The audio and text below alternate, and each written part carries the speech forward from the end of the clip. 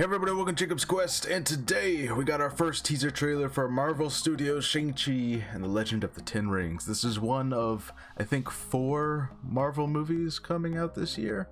If you count Spider-Man, yeah, 4. And yeah, this one was recently pushed back to, I want to say September. I'm not actually entirely sure. I'm sure we'll find out by the end of this teaser. But yeah, this is, along with Eternals, this is one that some things have leaked out about, but not as much as you would think by now. A little bit of merchandising, we've seen some images of the costume leaked out, but not a whole, and a lot of rumors, really, of like who's going to be in it, who, this character's going to show up from this comic, and, so on and so on. So let's go ahead and take a look at what we're seeing here, and yeah, all right.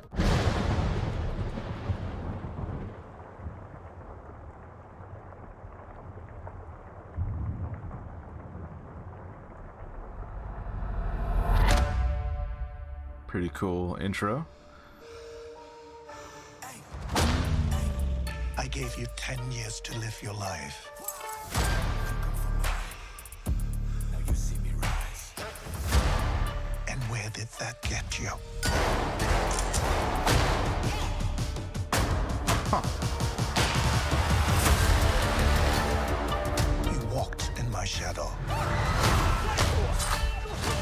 Okay, we saw a glimpse of some kind of power.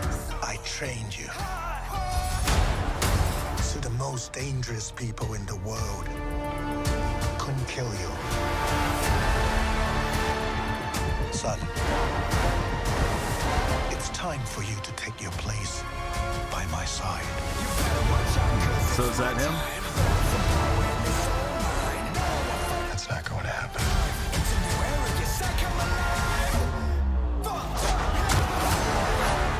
Nice. Whoa, You can't whoa, outrun whoa. who you really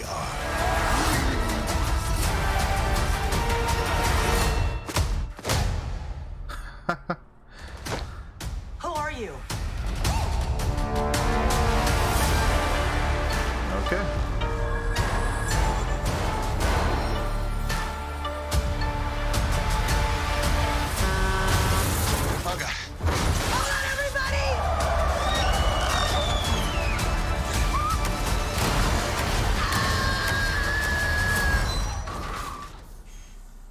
We make a good team. Okay. All right. Wow. Yeah, September 3rd looks like. So quite a bit to break down here. Okay, so right here at the beginning, we actually see a little bit. We see a couple of instances of some kind of powers going on here. Let's see if we can. Here, let's actually go ahead and turn the volume off. But yeah, so in this right here, I believe is supposed to be like the real Mandarin, maybe. I'm not sure. I know that the actual Mandarin, not the Iron Man 3 Mandarin, he's supposed to play a part in here somewhere, and I think this is him. He's got the symbols behind him, but also, as you see, he's got the things here on his wrist. It looks, yeah, I think these are those that we saw a second ago, and these seem to be like what they do when they're activated.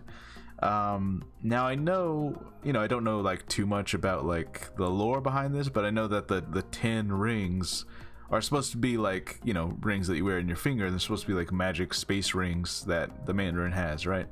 It looks like they might be changing that to these more like bracelet type things, if that's what these are supposed to be, which they're still technically rings, right? They're they're metal circles.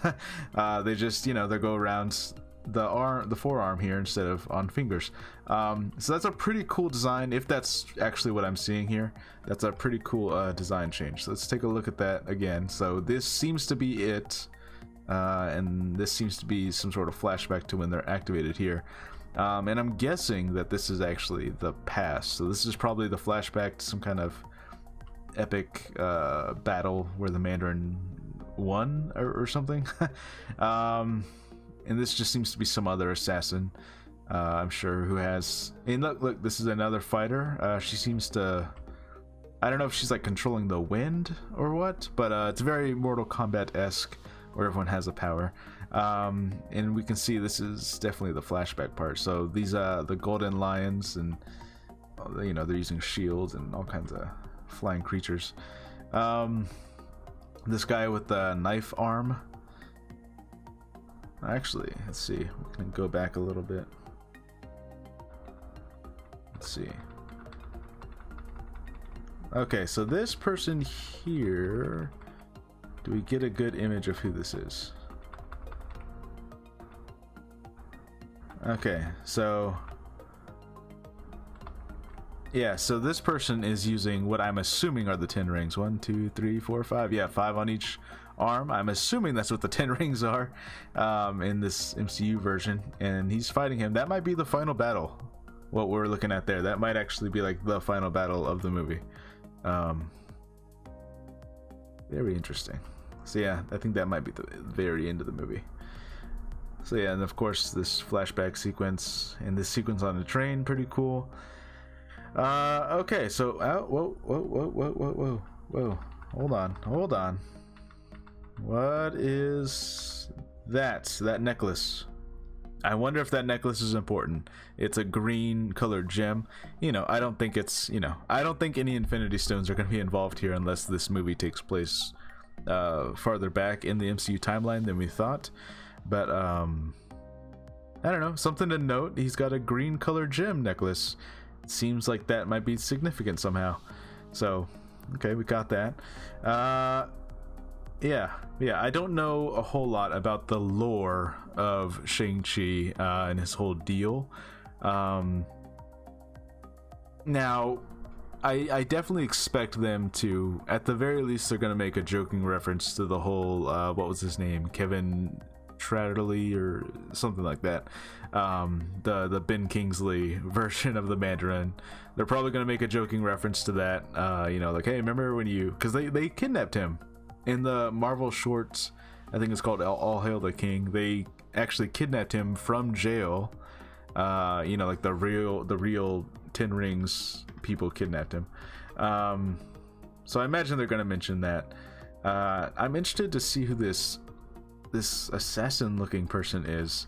They seem to be like working with him, or at least like watching him at first, and then they later attack him. So, you know, clearly he was trained as a kid, allowed to live a normal life for some reason. I'm not sure why they would allow him to leave, but they did.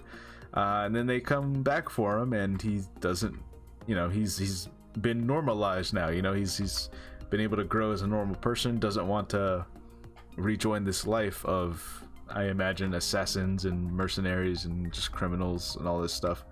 Now, as far as like, we see a handful of the fighters here. You know, we see the lady with the hat seems to be controlling the wind. We see the assassin. We see the guy with the knife hand. Now, I am definitely expecting some, at least one really cool cameo that we don't see coming. I believe one of the rumored ones was Omega Red. That's one of the ones that people had rumored. Another one was what was his name? The guy who by the end of the first Doctor Strange was becoming a bad guy. He's like, oh, I'm gonna stop all the wizards. I forget what his name is, but he was also rumored to maybe be in this movie as one of the competitors for, I guess, whoever wins this tournament is going to be the keeper of the 10 rings.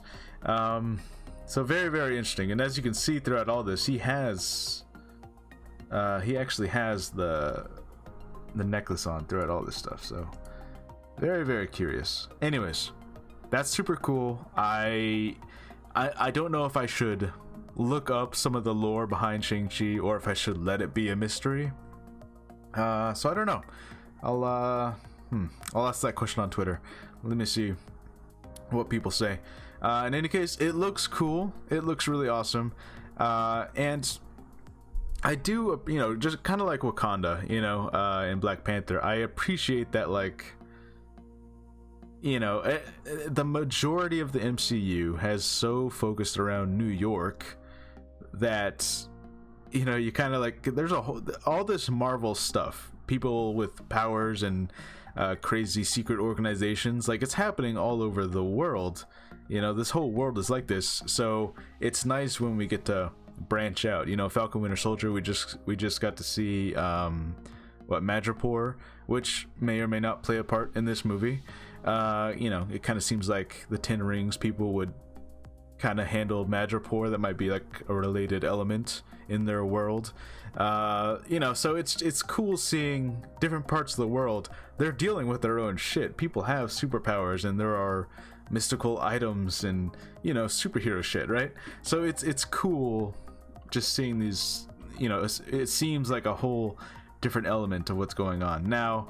Again, it's possible that this movie takes place before Thanos and all that stuff. It's very possible.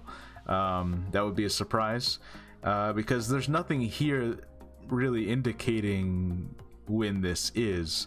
And I'm excited to see this flashback sequence. It kind of reminds me a little bit of the Justice League flashback sequence. So it's gonna be cool just to demonstrate how powerful the villain is, or at least how strong the Ten Rings are. Pretty cool. I wonder what's up with all these people with powers. Like, she seems to be operating the wind. Oh, I just noticed like these their staffs are glowing. What's up with that? So are they using kind of Doctor Strange type magic, or like they're normal people who can learn magic? Is it the same idea? Anyways, I'm very curious. Let me know what you guys think. Let me know if you're really excited for Shang-Chi. It comes out in September, and I'll see you guys on the next episode. Bye.